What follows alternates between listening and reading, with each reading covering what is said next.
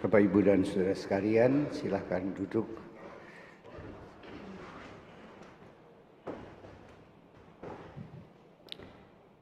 Setiap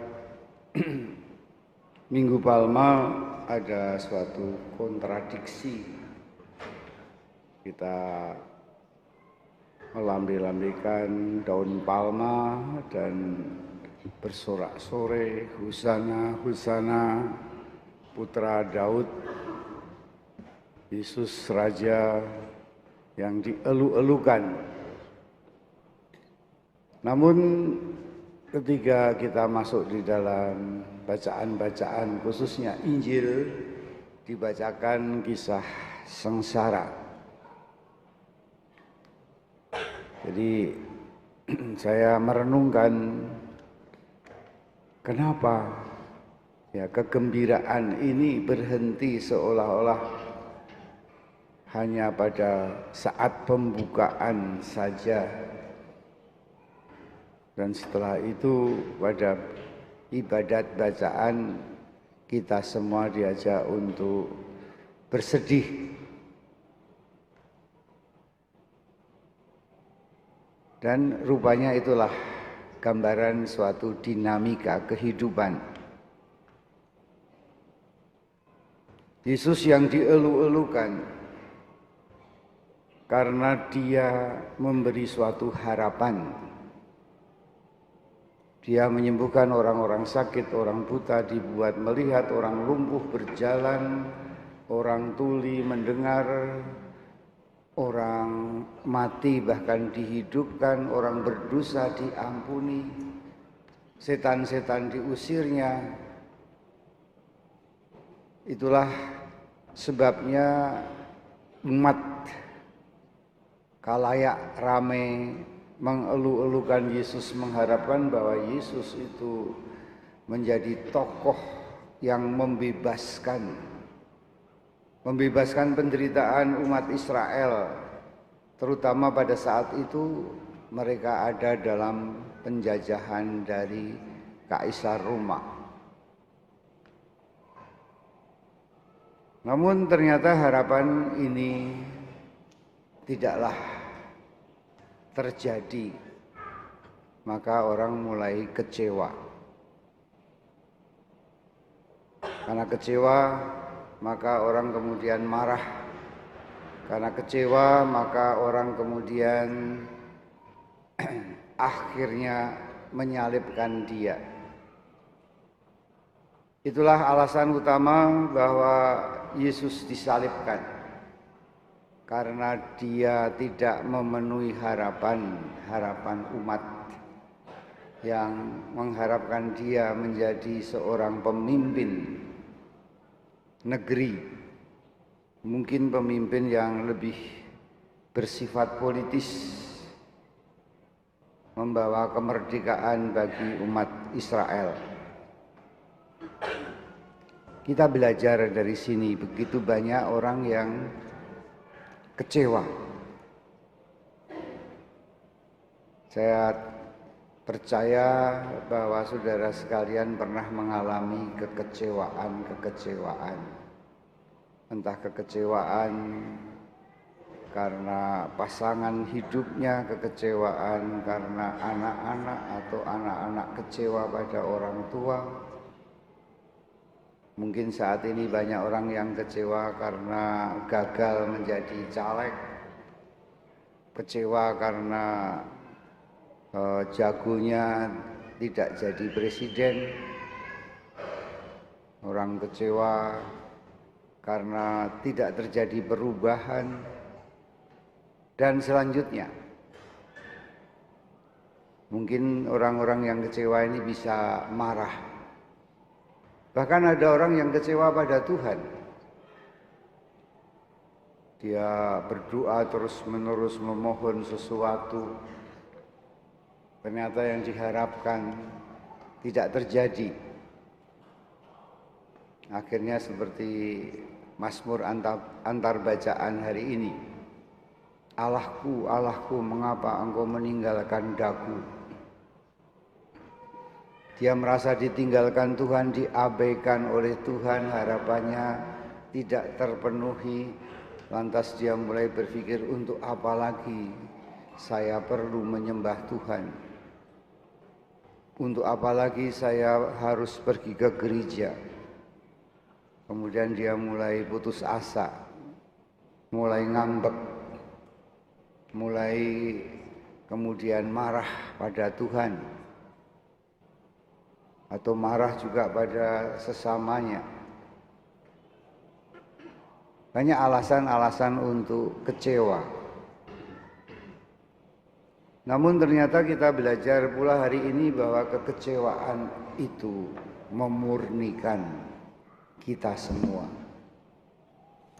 Tuhan memberikan yang terbaik di dalam hidup kita. Tuhan tahu apa yang kita inginkan, yang sesungguhnya yang bisa membahagiakan dan menyelamatkan kita. Maka dikatakan bahwa Tuhan yang bijaksana itu tidak akan memberikan ular kepada anak-anak yang minta roti. Dia memberikan apa yang baik, ya, apa yang baik dari Tuhan sendiri. Ada orang yang berdoa dan dia langsung dikabulkan. Mungkin dia akan menerima berkat yang biasa-biasa saja. Tapi mungkin ada juga orang yang berdoa dan Tuhan mengatakan tunggu dulu. Saatnya belum tiba. Tuhan sedang memilihkan apa yang baik bagi orang itu. Tapi ada juga orang yang berdoa dan Tuhan mengatakan tidak. Dia tidak dikabulkan. Namun dia akhirnya mendapatkan yang terbaik. Kita belajar dari kekecewaan kepada kekecewaan karena kita punya harapan demi harapan. Namun akhirnya kita tahu bahwa Tuhan memberikan yang terbaik, yaitu dirinya sendiri. Memberikan tubuh dan darahnya dan rohnya. Memberikan hidup Tuhan, hidup yang abadi. Hidup yang tidak hanya asal hidup. Hidup yang mungkin tidak populer, tidak viral, namun hidup yang abadi.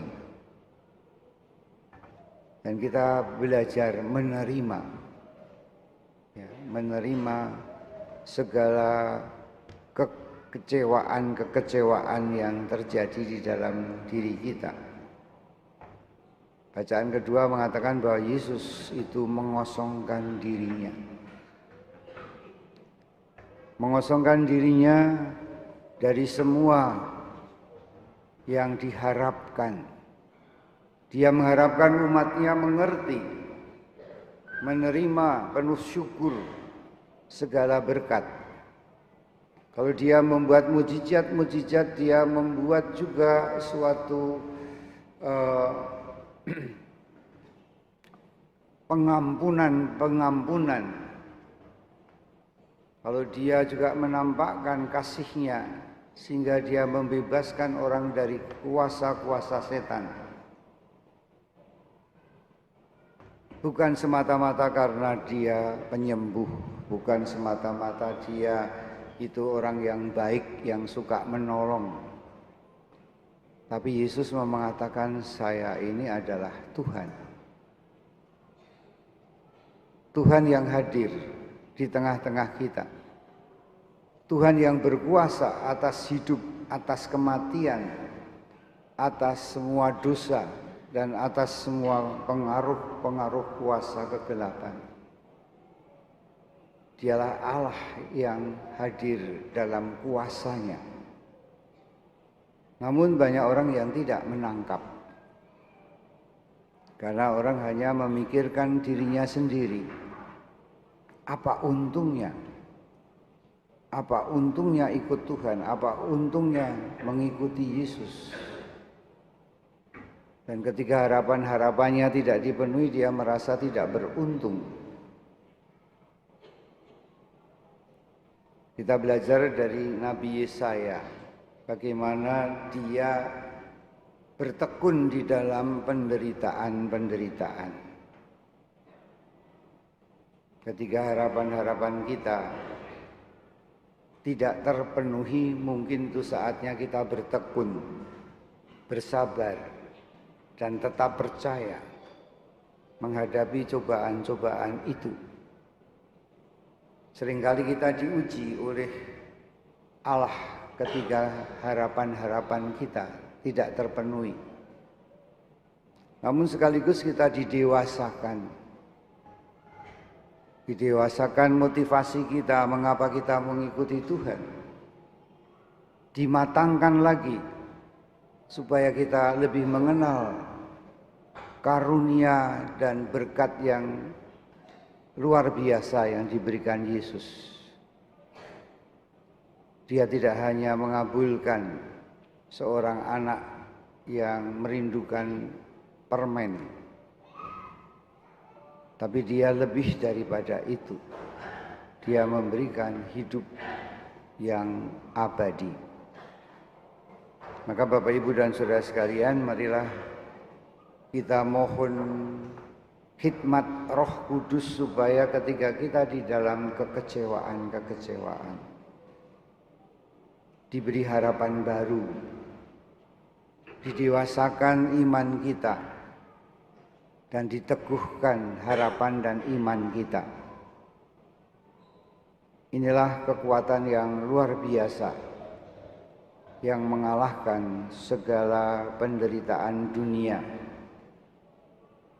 yaitu iman kita akan Kristus yang mengasihi dan memberikan hidupnya kepada kita semua.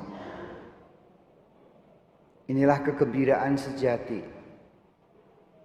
Kita gembira sukacita bukan karena hanya saat bersyukur karena kita telah mendapatkan apa yang kita inginkan, yang kita cari. Namun kita bahagia, kita bersukacita karena kerinduan hati kita yang terdalam, yaitu hidup yang abadi. Hidup yang tidak lenyap oleh dosa maupun oleh maut. Hidup yang mulia yang diberikan Tuhan kepada saudara sekalian. Mari kita berdiri menyatakan iman kita. Aku percaya akan Allah, pencipta langit dan